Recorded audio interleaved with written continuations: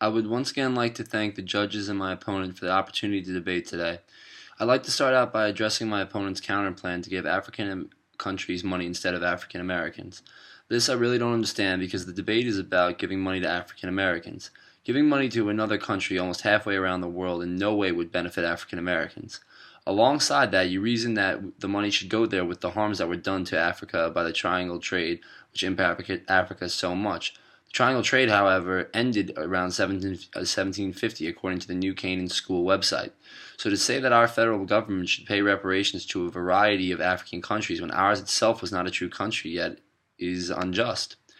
So if your plan was to have any legitimacy to it, you should be asking for the right people to be paying these reparations. An example of this would be the British and Spanish, who participated far more in the slave trade than our own country, which wasn't even formed yet.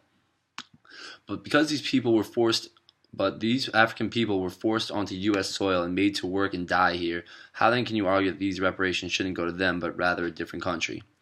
You also don't think I clarify who is entitled to reparations as well. To answer your question in my plan, I say that reparations should be in the form of putting money and resources into better education. This plan doesn't have strict boundaries because it benefits everyone. Also, as you said in your argument, my plan would be excluding other groups from reparations. This is false, as the new better education system would help them so there's no real exclusion. Helps everyone. This gives them, as well as African American communities, new tools and knowledge at their disposal that can help them get better lives without direct dependence on our government. To address that point, they wouldn't become dependent on our government because they aren't receiving a monetary payment directly, rather it's a long-term investment that's bettering their lives. You also make claims comparing the African Americans to immigrants like the Irish. I find this absurd because you compare a family coming over here voluntarily to a man who was ripped from his family, put into chains, and forced to work with no pay for the rest of his life until he dies. And I just find this comparison completely insane. It doesn't carry any weight.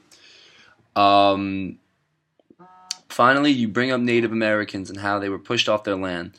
I'm not sure what this has to do with the debate about reparations for African Americans, but I can say this much. It certainly was not the African Americans who were pushing further into Indians' land and kicking them off and killing them, because we all know they were already tied to a plot of lands for their entire life, being forced to work.